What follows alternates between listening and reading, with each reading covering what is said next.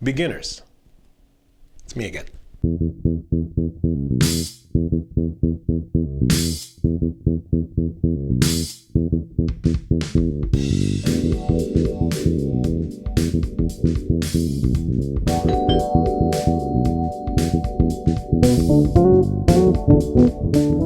Good day, friends and neighbors. Welcome back to the Brownstone. And today we're talking to the beginners. Although this is lesson number 14 in the beginner series. Listen, if you've gone through and really understood every single lesson up to this point, are you still a beginner? Really?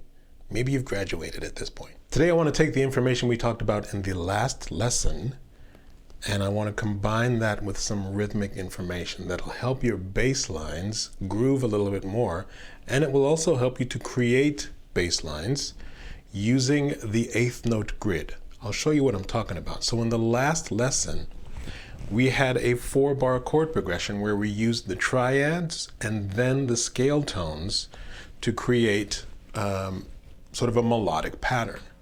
We started with C major, playing the triad and then coming down the scale. So I'm going root, third, fifth, and then if I'm thinking of the degrees of the scale, I go 5, 4, 3, 2, 1. And I do that with each triad. So go down to A minor, and then 5, 4, 3, 2, 1. And then I go up to D minor, 5, 4, 3, 2, 1, and then to G major. Back to C. Now, if you don't know what I'm talking about, that means you skipped lesson 13. So go back, check that out. You'll get all that information, and I'll be right here waiting for you when you're ready to move on. So let's do that now. We're combining some different ideas, rhythmic ideas and melodic ideas from a couple of the lessons in this beginner series. I can't remember what lesson it was, but at one point I was talking about the idea of downbeats and upbeats. Anna 1 is here to help us out in our lesson today, and I'm going to start her up at 75 BPM. And I'll show you what I'm talking about. Usually when we start off practicing with a metronome, we are playing all of the notes on the downbeats. But we can also practice all of those notes on the upbeats, which might be tricky for some, but you'll get it. 1, and 2, and 3, and 4, and. I'm just playing all of the ands. 1, and 2, and 3, and 4, and. Does this remind you of anything?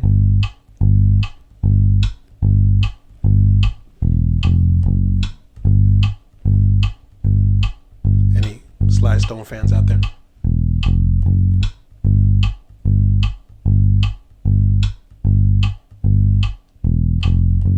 So once we've become more accustomed to playing all of the downbeats and all of the upbeats, we can then mix and match and come up with different patterns. So what we can do is we can place notes on different points of that grid. And in the last video, I gave you all the melodic information, all the harmonic information that'll get us through this particular set of chord changes. So in the last lesson, I'll give you a quick review of what we played. We had a 4-bar bass line going on each of those chords. It sounded like this.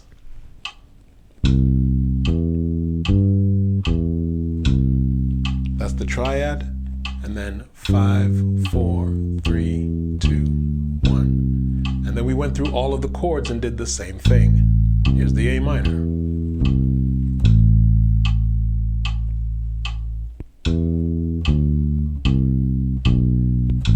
Then we go up to the D minor.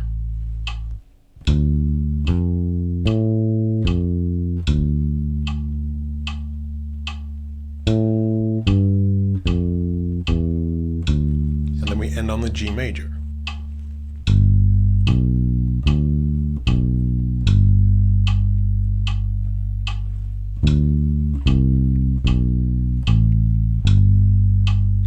And that's that. So I'm going to turn that 4-bar bass line into a 2-bar bass line. And what we will do first is concentrate on the rhythms. Now, we are talking about the idea of playing downbeats and upbeats, but what I really want to do is find combinations of downbeats and upbeats to create cool rhythmic patterns, and then I can plug in the notes to accommodate the pattern, to fit the pattern. I'll show you what I'm talking about. Let's say we take the first two downbeats, 1, 2, and then the second two upbeats.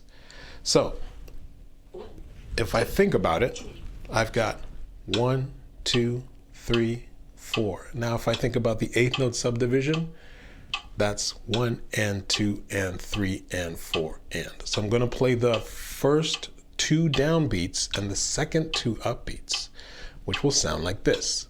2, 3, 4. 1, 2, 3 and 4 and 1, 2, 3 and 4 and So check this out. I can just play one note. That's my pattern. Just start with that. And make sure you're locked into your metronome. Again, I'm at 75 BPM. Nice and slow like. Down, down, up, up. 1, 2, 3, and 4, and. So now that I'm comfortable with the rhythmic pattern, I can try to apply the bass line that we came up with in the last lesson. So again, that was the triad and then the scale from the fifth down to the root. So I'll just start with the triad.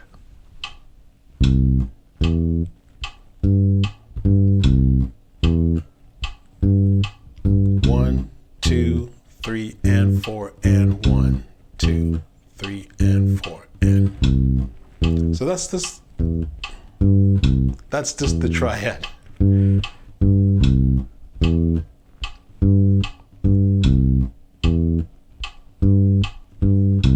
But now I can also apply the pattern where we came down the scale from the fifth to the root. So let's see if I can put the two of those together. 1, 2, 3, 4.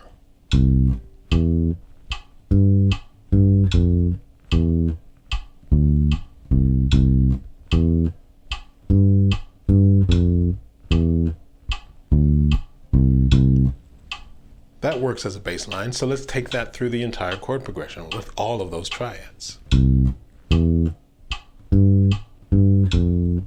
Down to the A minor.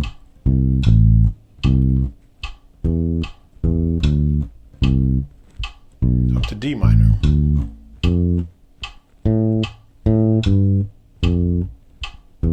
To G major.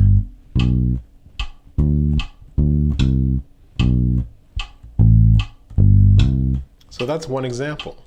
Let's say this time I play the first bar as we did in the last example, and then reverse that. So I have the first two notes of the bar as upbeats and then the last two notes as downbeats. So it's like a mirror image, right? I'm playing down, down, up, up, and then up, up, down, down. So the first two downbeats and then the last two upbeats, and then the first two upbeats and the last two downbeats. What does that sound like? Let's count it out. 1, 2, 3, and 4, and 1, and 2, and 3, 4. 1, 2, 3, and 4, and 3, 4. Bop, bop, bop, bop, bop, bop, bop. Once you understand the pattern, you know what to do. Take it to the bass. Just play on that one note and get the rhythm into the muscle memory.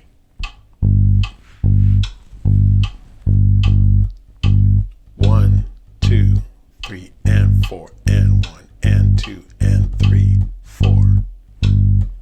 Right? Play that for a bit. Make sure you got it. And then when you do, just try it on that C major triad, which will sound like this.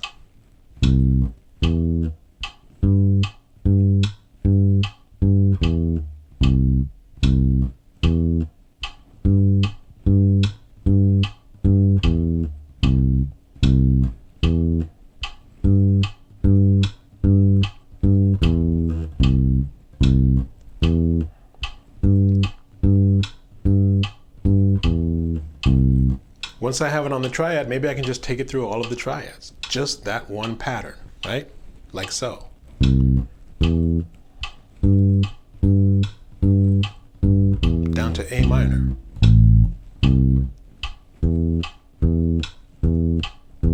To D minor.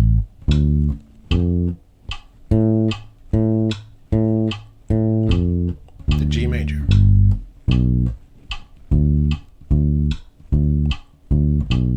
Let's do it again.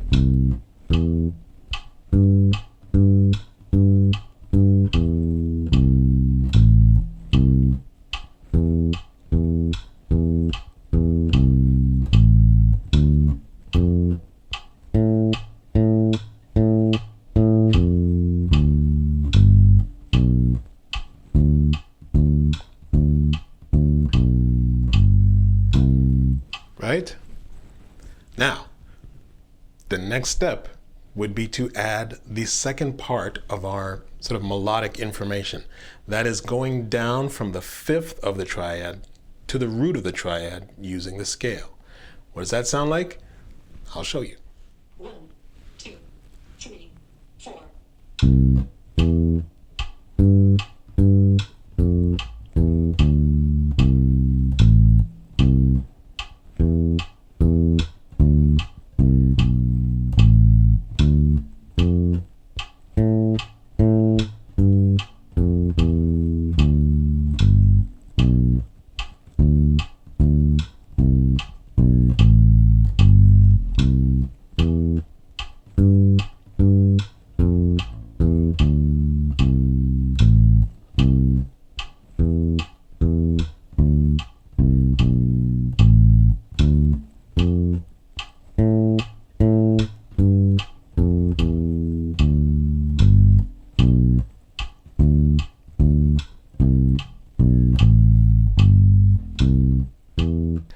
That's the exercise. I'm going to leave it there.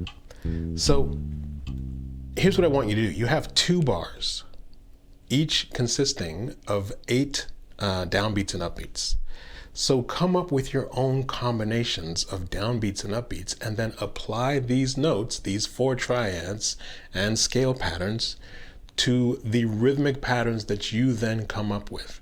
If you come up with a cool rhythmic pattern that you really like using the 8th note subdivision, put it in the comments section. I would love to see and hear your interpretation of this exercise. I think it'll be really cool, and it's a great way for you to get to know rhythms in a way that will allow for you to keep the things that you like, and maybe the things that you don't like you can put aside for a little while.